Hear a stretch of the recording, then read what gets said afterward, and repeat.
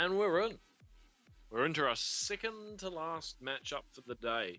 These teams are playing off for a spot in the finals. They're playing off for that first prize of cash monies and RP, and most importantly, triumphant rise. Think of it. And some mad bragging rights. Mad bragging rights. Obviously, Ken and Van Dam show one. Boom. Nobody likes the Ken and nobody likes the Cassidy. Oh. Nobody likes a Cassidy. They must have been watching that game. And fresh banned out there. So, very good bans so far. Banning out those impact players that can jump around the map and cause serious damage. Master Yi banned again. So maybe it wasn't as much of a big nerf as I thought. Maybe he's a bit OP. Maybe he's good at chomping people up with his AD skills. I don't know. I do not know. I don't know much, but what I do know is that it's banned. You know this too, because we told you. And probably because you can see the stream. But Carry Me Please went up against the current top team in the winners bracket. Replays. And now they're playing again to get back up there into the winners bracket and take them on again. And we see that Shen banned out as well. So, and now he picked up once again. Oh, they've actually skipped the ban. Funnily enough.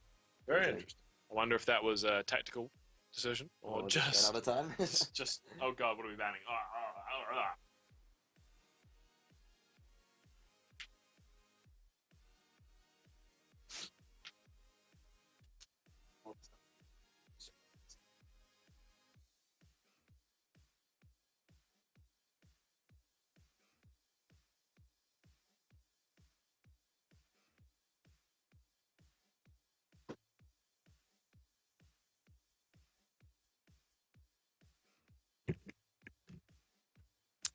But still waiting, and Nami is locked in. So now we'll get to see what Chubby Chicken and what Little Feelings have in store for us in retaliation for the Nami pack. And boom! Nautilus. We saw him play to huge effect last game. Let's see what he can do this game. He's such a strong pick with that dredge line into his passive. He's hugely tanky, just walks under turrets. He doesn't really care. If you think Mundo goes where he pleases, I think you'll actually find that Nort goes wherever the hell he is. Let's see what Little Feelings has got. What's he going to play? And Leona. Interesting. Okay, well, I don't think we've seen Leona at all so far. No, I don't think we've seen her so far in this tournament. Very good tanky support. Great for those all-ins. Level 3 power spike. We might have seen, actually, I saw it soft locked at one point, can't remember if it was locked in. Be good to see something like, that's interesting, Major's picking up that MF, not going for his Vayne this game. It'd be good to see something like Leona Draven. Oh wait, just as I say that, he is switching over to his Vayne. Back to the old favourite. Mm-hmm. And Hecarim. Ooh, knocked it. I believe we saw him play Hecarim in the last game they played. Old Penta Alex. Penta Alex. The highly mobile, highly everywhere, highly annoying Hecarim, jumping in, possibly being moving a on horse. to Kate here. I don't think I've seen him play Kate so far, so we'll have to see how that goes from. Should be interesting. Great. Oh, and yeah, Triss pickup makes sense. They're all in combo. They go for a very, very similar team to last game, actually. Yeah, they've got that hyper carry, they've got that front line. Only difference is Leona so far.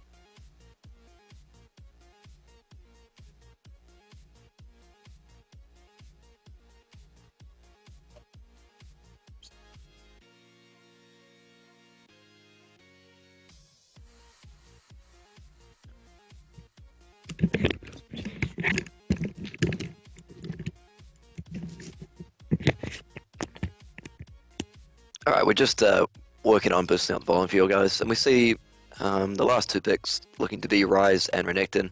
So that's a very, very tanky team they've got there, particularly if Penta Alex builds a bit of HP, which he probably will. It's going to be very difficult to get through to that Kate in the backline. So it should be an interesting game to see. We've got like that very tanky Cho'Gath and Nautilus on the purple team, along with Leona, who does get quite strong not strong, but does get quite big late games and third W and general items and all that jazz. And we'll have to see if Gay Fox goes for that TF again. May not be quite as effective this game as it was last game because they do have those two big tanks in Renekton and Rise. Right, we see a soft lock on the Lux here. See if he's prepared to lock that in. Actually, I quite like the Lux pick here. Should be quite strong against that Rise in mid lane, just get outranged by a fair bit. And also, it gives them a chance to get through to that backline on the Kate if they just drop something like a Nautilus ult, and Lux drops all the spells and chucks the ult through as well, or even a Leona ult. Very good drafts from both teams, to be honest. Quite scary. Yep. I do think it's the teams seem to be a lot more even to me this game than they were last game.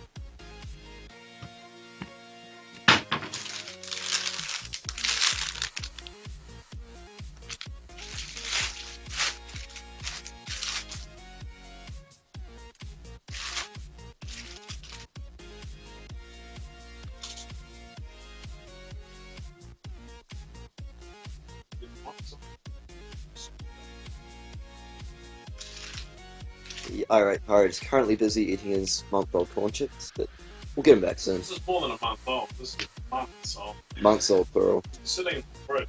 I'm probably doing like old. Alright, so we are just in the delay phase, waiting for the game to start. What do you guys reckon? Who's going to win this game? Is it going to be the blue team looking for revenge in the final against Reflex, or the Upstart Challengers, the purple team?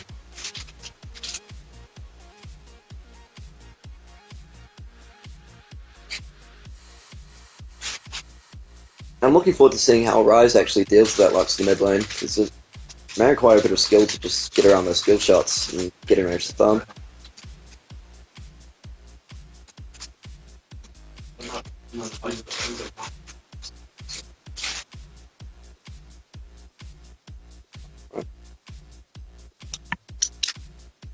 Munching on my corn chips.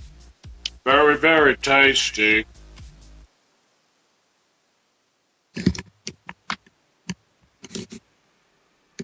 But yeah, interesting. Quite a lot of CC on both teams. The Rise Prison, Lux Binding, Renekton Stun, Cho'Gath Knockup. Got traps and nets from the Kate. You got the Leo throwing in her spear, her throw out yellow thing, and her stun. You've got Nautilus Fear, you've got Nami Bubble, you've got Nautilus. You've got Nocturne Fair, Nami Bubble, and then you've got Nautilus Dredge Line, his passive, his ult. This is going to be an interesting game. Yeah, full of CC. I expect to see a bunch of Merc Treads all around. Yeah. Particularly on that Rise and on the Renekton. Possibly even the Jungler as well. It's going to be one of those games where if you get one lot of CC on someone, they're in trouble. They're in trouble. Because the CC, once it starts, it's not going to stop. 52 seconds left on the delay. We'll have something else. So we saw Sestysage.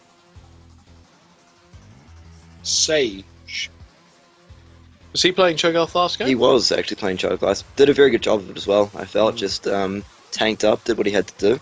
So he's going to be up against Louis on Renekton. How do you think he's going to fare in this instance? Do you think it's going to be an easier matchup than against the Shen, or harder? Well, I think the Renek really needs to be putting in that damage early game to try and take advantage of his strengths, because once he lets Cho'Gath get to level 6 and he gets those 6 stacks, then it's going to have a very hard time with it.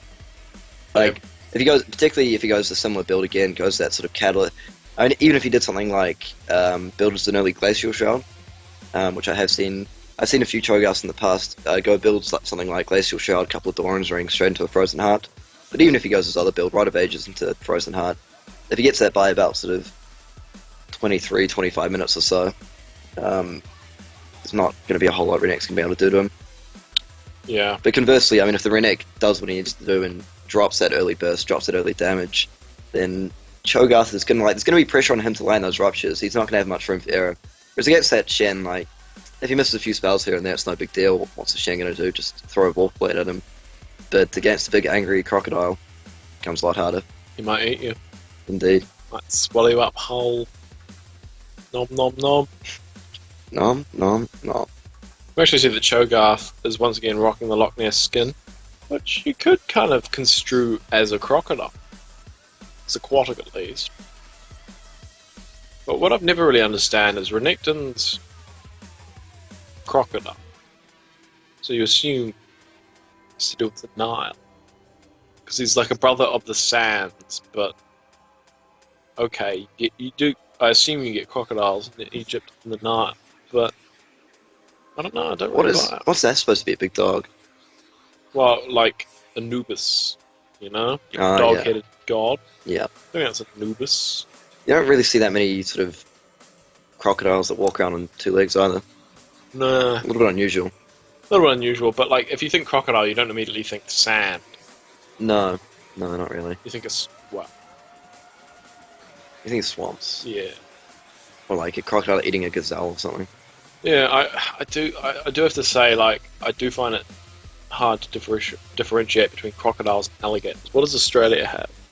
I think they have crocodiles. Crocodile Dundee, surely. Crocodile. Yeah, there you go.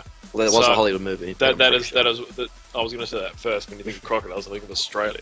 Yeah. not Egypt. Well, they do have an outback Renekton skin. Huh?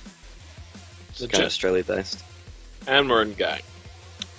Here we go. We see the Attorney of Nocturne skin. Pretty cool. And I wonder if we probably won't see an early invade here. Neither team has like. Oh, actually, we could from Red Team.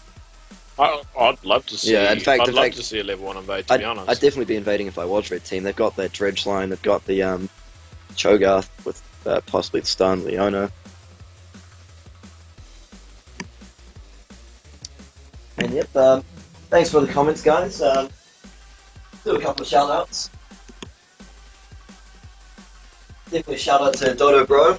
Cheers to love. We love you too. it's been a long day, Mr. Tameth. There we go. We fought it, guys. Shout out to Tameth for recognizing This is that. why some say we are the greatest shoutcasters in the Oceanic region / world. Some may say that, others don't. But yeah, they kind of. Hopefully, we see a bit of friction between these teams. Hopefully, they rub up against each other, and sparks will hopefully fly. Oh, an unfortunate ward there in the bush. Very nice defensive wards from blue team. They know what's up, and they're going straight to the opposing team's red. And shout out to my main man, Mad 69, 69, 69, 69. Glad to still have you here, man. It's a lot of 69s. We love you, man. We love you. Oh, baby.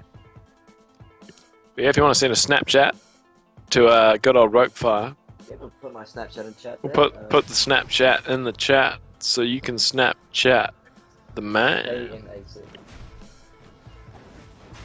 HAWK.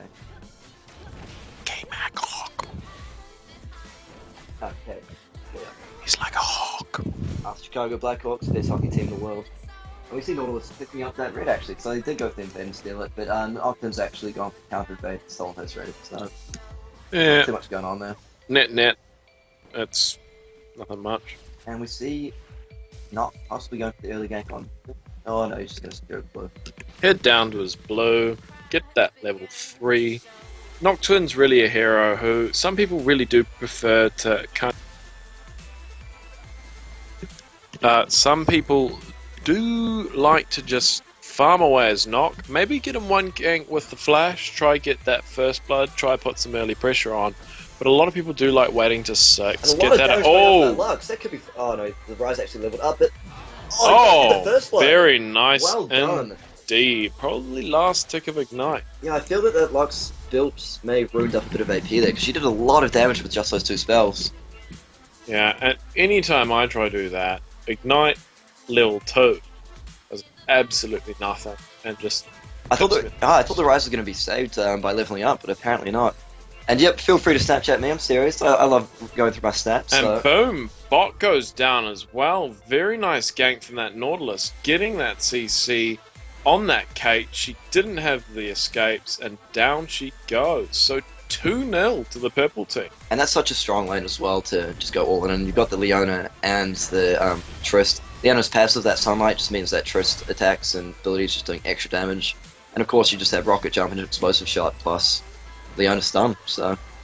And like a Leona Trist lane is one you really don't want to get see behind. Nord possibly getting caught out. He's taking a lot of damage. And a very nice flash and a lot of damage going out onto that Nocturne. It looks like Lux is going to try follow this up. She's got the flash, and there goes the kill. She can land a binding here. This could be very...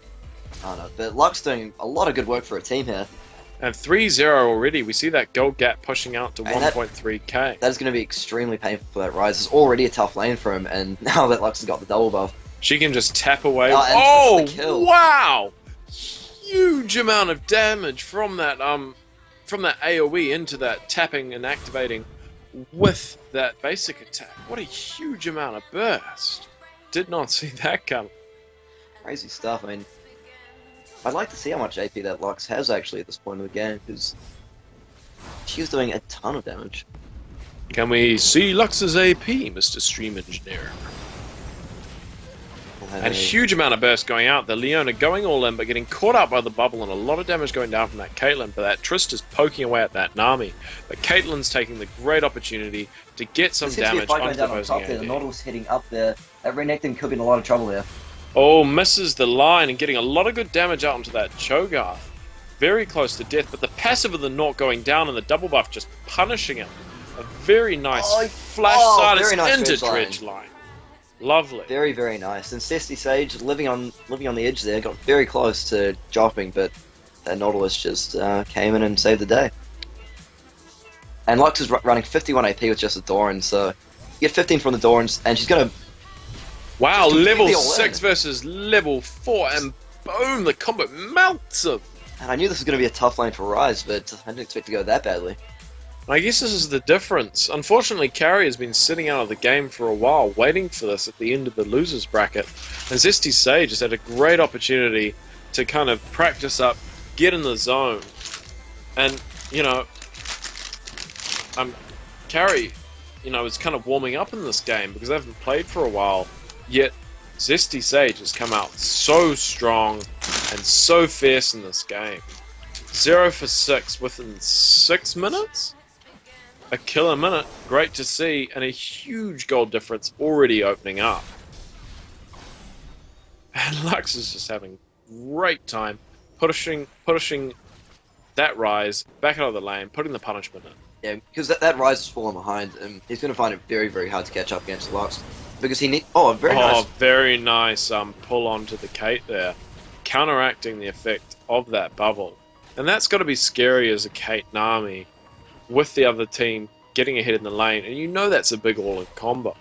You've really just got to be nervous. You really want to be sitting back and poking and not letting them get off that CC, getting off that engage. And Nocturne's trying to engage on this Lux, and very nice binding hits both of them, and damage is going out on Renekton again.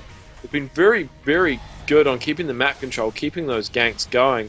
Lux trying to 2v1 and picks up the knock with that burst. Picks up the wow! That must have been max range binding.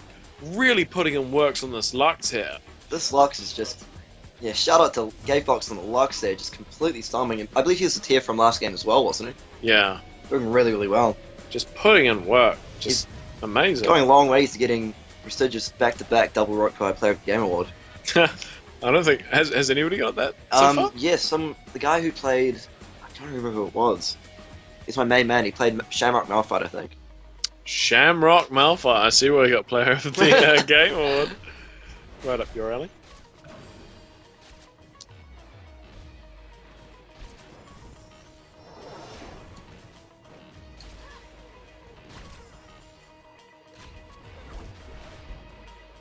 And they're pushing down that top turret, taking advantage of the kind of pressure they've put on so far to try and boost that gold advantage even more. Lux is playing so well. We've had a few accusations of smurfing flying around, but we don't put too much stock in those.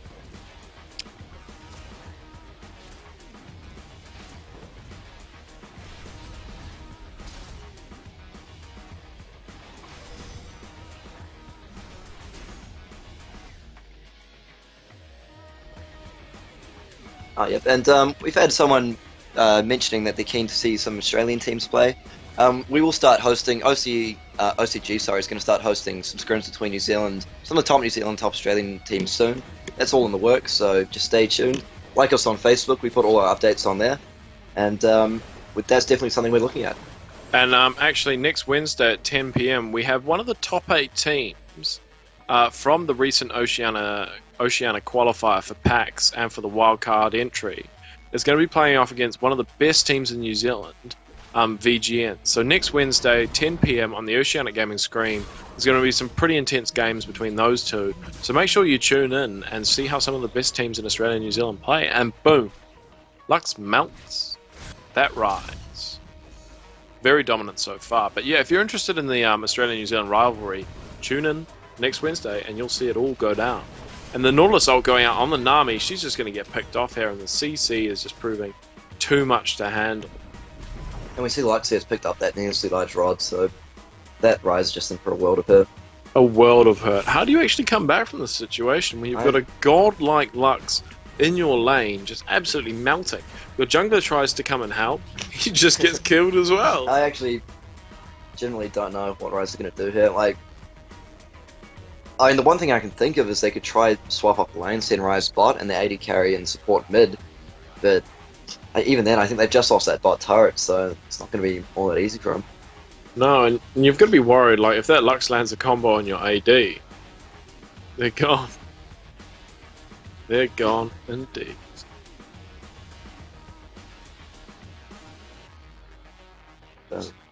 Yeah, I mean, we've had a point from our stream engineer over there that, like, Kate is quite a strong late game champion. The only issue is that so is Triss. Like, I think Kate and Nami would have hoped to try and dominate that lane early while Triss's passive was still stacking up, so the Kate could outrange her. But as the game goes on, I would think that the Triss would only outscale that Kate. And also the problem is Leo is such an all-in hero that it's quite a good counter to the Kate who wants to sit back. Like, if you can land that CC, if you can land that pull, you can land that stun, she's not going to have much of an opportunity to actually sit back and harass, because you're going to be looking, when the time is right, to drop her your CC, to drop the rocket jump, drop the burst, and take them down in one fell swoop. Yep. And we see here as well, I don't know, the issue on the blue team is, I'm just trying to think who's going to be able to hyper carry for them late game, because I mean, Ryze is a traditional hyper carry champion, and but I don't know. I mean, he's 0 for 5. He's only got 32 CS. The Kate's down on CS, so Renekton drops off a little bit late game as well. So it's going to be a real struggle for them to come back from this.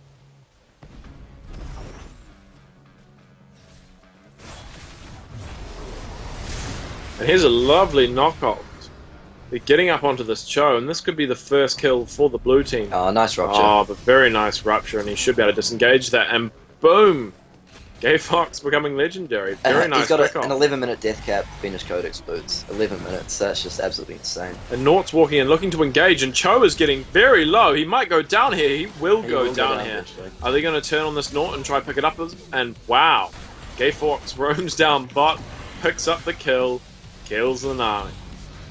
He's looking so dangerous right now, and not trying to dive under the turret. Oh, he doesn't get the attack off. And very nice flash out. So good plays up in top. That's the beginning of what they need to come back. But unfortunately, at the same time, Lux roams down bot, picks up another kill. And they pick up tier 2 turret down at bot lane. So it definitely shouldn't be as one-sided as it is. We can see that. Very nice combo. Oh, he's dead. Oh. I mean, that must be so gutting. What we can see here, we've got a level 11 Lux, and the highest level on the opposing team is level 9 Renekton. And, I mean, Lux can just leave him alone. So basically, if we take Renekton out of the equation, because he's not going to be going up there too often, the highest they have is a level 8 Nocturne, I think. So. And it's a pity, because we've actually seen some seriously good plays from Spiritual Carry, you know, picking off those two up top, flashing out from underneath the turret. It should be a lot closer than it is right now. It was really unfortunate that Lux got that early kill on Rise, and then he picked up that double kill on the jungler and just never looked back. No, he's done a really great job of maintaining that advantage, so props to him. Can we get a quick AP check on that Lux? What has the Lux scaled up to? Wow, 341 AP. Wow, that's so strong at 12 minutes in the game. He's completed not only a Death Cap, but a Morale Anomicon, which is crazy. So that's, I think, 20% cooldown reduction, so she's just going to be firing off ult left, right, and center. Yeah, and but Cho isn't looking as big as anymore. He's obviously dropped off some stat. Yeah, and as you mentioned, that Lux did a really good job of sort of once she got ahead, just kept maintaining that lead. And Nautilus could be in trouble here. Lux is going to come down and try help him. And if Lux catches him out, is he going to shield it? Oh, he misses the binding. There goes the shield. It misses as well. Oh, very nice pick off without Pentahelix. He's played very consistently well throughout this game. That was a rare misstep we've seen from that Lux this game. He did miss the binding. But he doesn't have to land all his skills now. 1 or 2 will just do the job. On top of having 11 kills, he also has 113 CS, so 115 now. Which is more than... It's almost 3 times the Rise. Yep. And, oh, very nice ult from the Renekton, just saving him, but it's not going to be enough. Cho just doing what he does best and tanking the damage. Oh! It wasn't the Nocturne that got picked up, it was poor old Rise again. Oh, that must be so gutting. Oh, poor Rise. Poor Rise. He's working towards that catalyst, but it's taking him a while. Yeah, at this point in the game, catalyst isn't really going to cut it. Yeah, that Lux has close to 4,500 gold on him. That's a real rough position to be in. I do not envy him at all. I mean, that Lux has more gold than their top laner and mid laner combined. That's never a good thing. That is never a good thing. And here comes a very interesting fight. Nami ult goes off perfectly, but the Lux ult comes in. Very nice pick off on the Tristana. And Little Feelings looks like he might be in a bit of trouble as well. So the team fights aren't actually going that badly. And very nice double kill on the Kate. The ace in the hole, picking up that kill on the Leo. So nice. It's a rare bright spot in this game for Team Special Carry. That actually went very well for them. They traded 1 support for support and ADC. So it's definitely not over. We can see that Carry is actually doing very well. It's just unfortunate that that mid lane folded. They are going to really, really struggle with dealing with that Lux. So particularly if they do decide to group up at some point and just 5-minute objective. Well, one thing we should mention though is like, if blue team here does manage to pick off that Lux, then you know it's back to an even game essentially because all the kills, all the gold. I mean, Trist is 3 for 1 there, but there's 10 or 11 or 12 kills stacked onto that Lux. If they manage to catch him out of position and just completely drop something like a Nocturne up perhaps, or a Nami bubble, followed by just Rise blowing him up, then we could see them try and pull off something, but it's definitely going to be a struggle. Yeah, definitely. And like, it's a bit gutting because we have seen absolute moments of brilliance from Spiritual Carry here. You definitely think if things had gone a bit differently, it would be a much closer game. I mean, if that Rise had survived, hadn't died to that Pistic Ring Knight.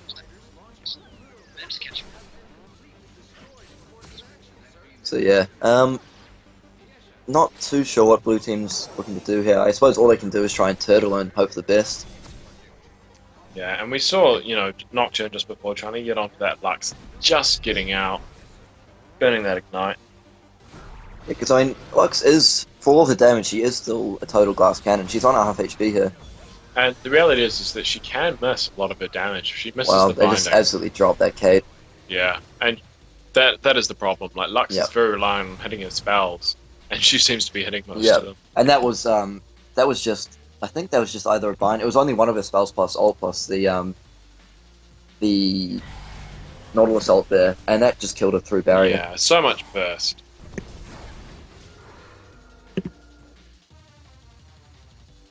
Mad 69, 69, 69. Thanks for pointing out the lane matchups are a bit off. We have fixed that up for you.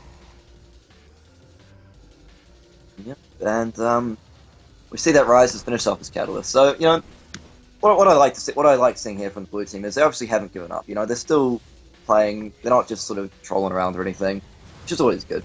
So you know, I've got some respect for that Rise. He's obviously had a really rough game so far, but still trying his best. Yeah, it is really hard when you're 0 for 8, and you're just like, oh, God, how am I going to come back from this? How am I going to impact the team? And the reality is all you can do is just keep on grinding. Yep. And we do see they have grouped up a little bit now. That Lux seems to be joining the team. Yep, she's going to walk over there. I think that Cho'Gath's back up to 6 stacks now. So they just have such a big front line. Yeah. Renekton is very tanky when he pops his ult. He can actually get onto that ADC, very disruptive. But what we're seeing here is Trist is just using that range to poke down their team. A little bit of trolling from Leona there, waving at them with the sword. Doing a bit of a dance. But this is a bit of a dangerous situation for the blue team, because that Lux's poke is so long. And that Ryze could almost do one shot from here with that Lux ult. Yeah, and if the binding goes down, and she's actually picked up another measly large rod, so not even bothering with those sorcerer shoots.